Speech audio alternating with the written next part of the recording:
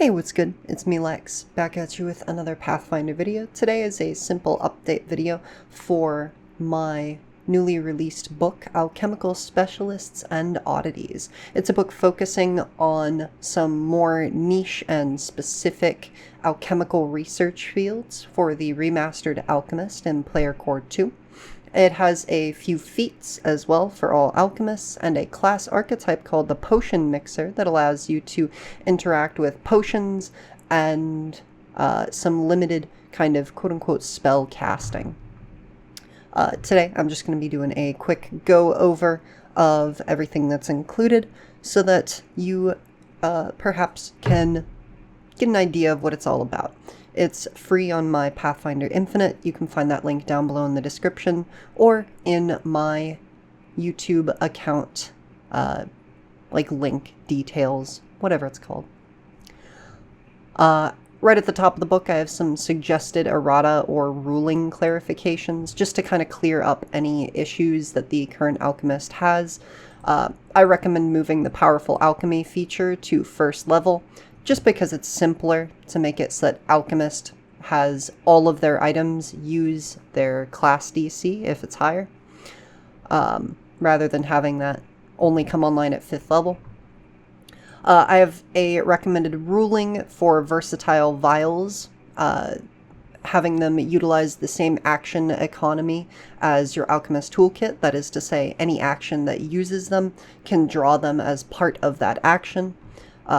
This maintains parity and mechanical similarity with the action economy of using the other aspects of the Alchemist toolkit, including Quick Alchemy itself. You can use Quick Alchemy even if you're not currently holding a versatile vial, so being able to use your field vials with just the action detailed within your research field's description makes a lot of sense to me.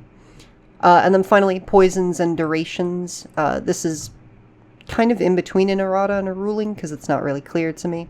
I recommend treating applied or activated poisons as if they have unlimited durations. So when you spread it on a blade or a piece of ammunition, it'll last until it's expended, or in the case of Quick Alchemy, the 10-minute effect duration.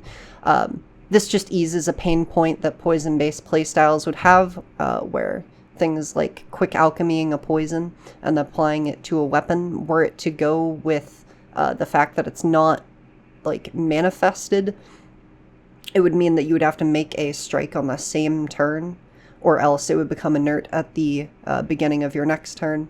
And this brings it more in line with mutagens and allows you to use your field vial feature a little more loosely as well. And then getting into the new content that I've created, the Bottler is a field that specializes in creating and utilizing contained creatures and bottled monstrosities. When you create infused alchemical items that use skill modifiers or attack rolls, so for example, the Bottled Rock Bottled Monstrosity uses, I believe, an athletics roll, or your field vials feature, which we'll get into below, you can change its skill modifier or attack roll to your class DC minus 10. So this won't be the highest statistic, but it will keep up with you across levels.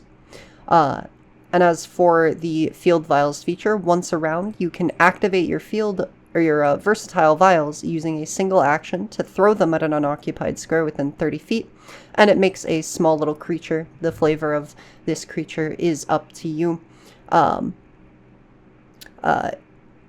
It immediately makes a strike against an adjacent enemy, which does the same damage as your versatile vial bomb strikes.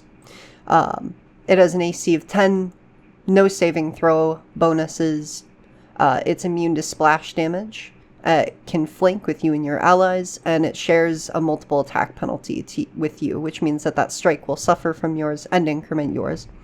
And it remains until the beginning of your next turn or until it takes any damage.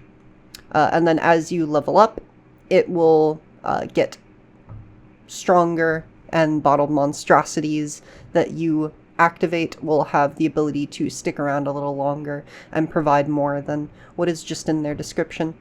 And then I have some feats over here that allow you to buff up your little guy or explode your bottled monstrosities upon completion of their effects, etc. Next up is the Flamer. This specializes in using an alchemical flamethrower, a unique one that you get called a Flamer's Tool. Only you can use it. It scales with your level, increasing both its damage and its range as you do so. You can load it with your field vials, and when you do so, you get to choose from a small list of damage types for it to deal. And then as you level up, you gain the ability to load more into it, allowing you to fire it more times in a row, or expend more ammunition for a little bit more damage. You get some additional damage types, and then you can start outputting cones instead of just lines. And then there are a couple of feats for being able to use it as a melee weapon, or being able to use it to distribute effects to people within an area. The Munition Expert has the uncommon trait because it's based around firearms. Although it is not exclusive to firearms, that's probably going to be the default flavoring for a lot of people with the fantasy, but this does work with alchemical ammunition that functions as, say, crossbow bolts. It just has to be a reload ranged weapon. This allows you to, whenever you use quick alchemy to create alchemical ammunition or a versatile vial, reload it into a weapon you're wielding as part of that action. And it also makes it so that once loaded, the ammunition remains usable for 1 minute. So quick alchemy and versatile vial usually would expire very, very quickly. Using this field benefit, as long as you reload them into something, they'll stay usable for a while. And then it also allows you to use your field vials as ammunition, allowing you to do various damage types and get a little bit of splash damage in as they kind of explode out. As you level up, you'll get various other types of action compression and some more stuff for your field vials as ammunition, and eventually you'll be able to more or less activate and forget with activation on alchemical ammunition remaining for a whole minute. It also is going to give you access to various feats that make sense for this kind of a character, like Alchemical Shot, Running Reload, Smoke Curtain, and Shattering Shot. But then there's an additive called Curtain Tracers. You can add it to your ammunition. When you shoot it, it'll kind of blanket down this cloud, kind of like, I don't know if you've ever been to one of those festivals where they throw dye in the air, and it gets real cloudy. But it's kind of like one of those, and it provides concealment across both sides of your firing line. You gain the ability to dual wield weapons and still use some of your alchemical abilities.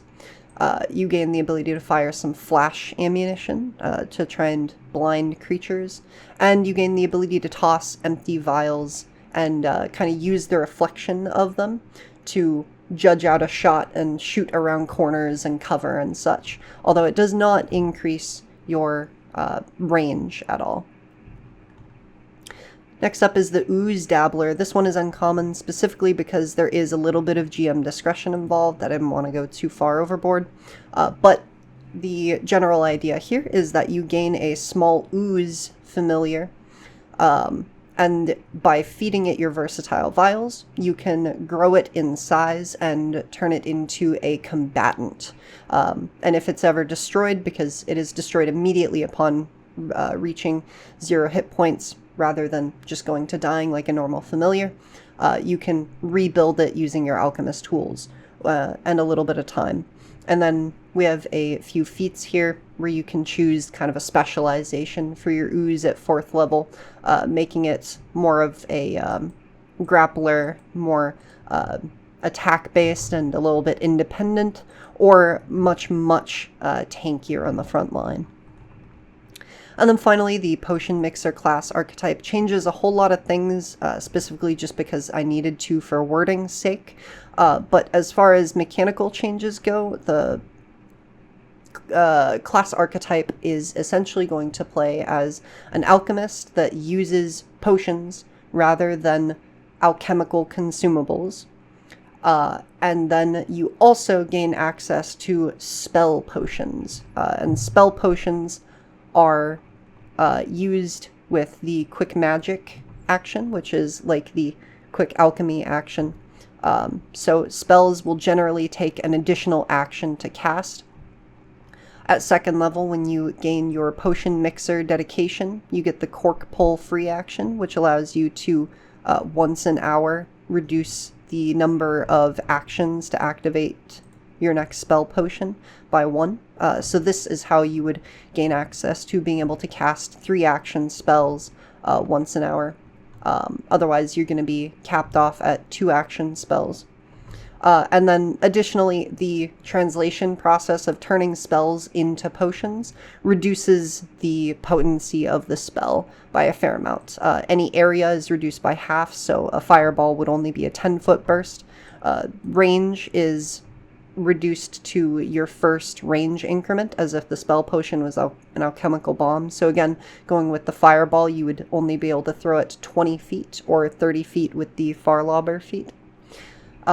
Its defense, if AC, uses a bomb strike with the same statistics as your versatile vials, so you are a little bit better actually at managing some attacking options here with your spell formulation, though it will still be more expensive action-wise than a normal caster.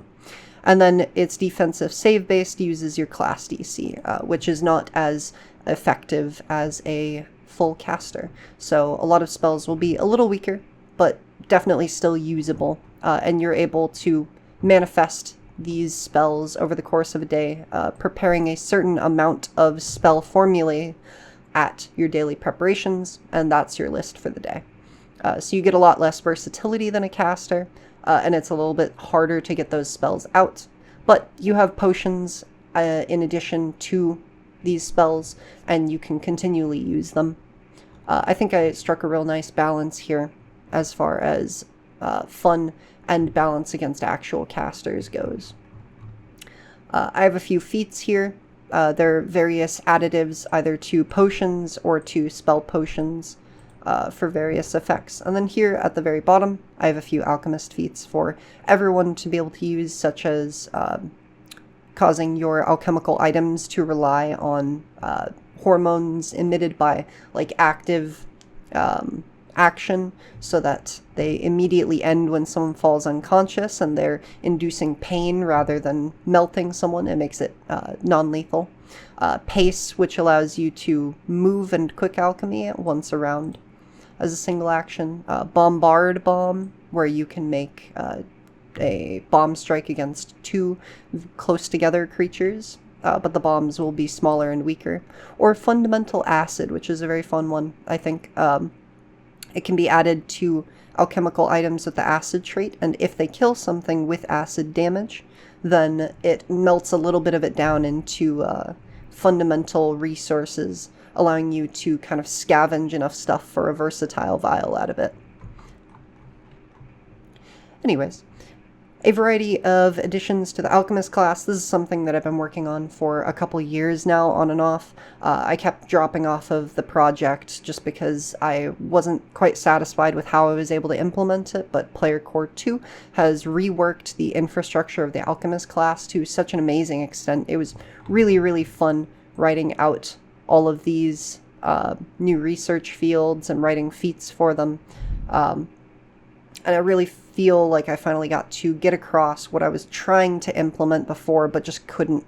So huge props to the Paizo team. Props to all of you for coming and listening. Leave a like if you liked the video, subscribe if you want to see more, and go check it out below. I will see you around next time. See ya. See ya.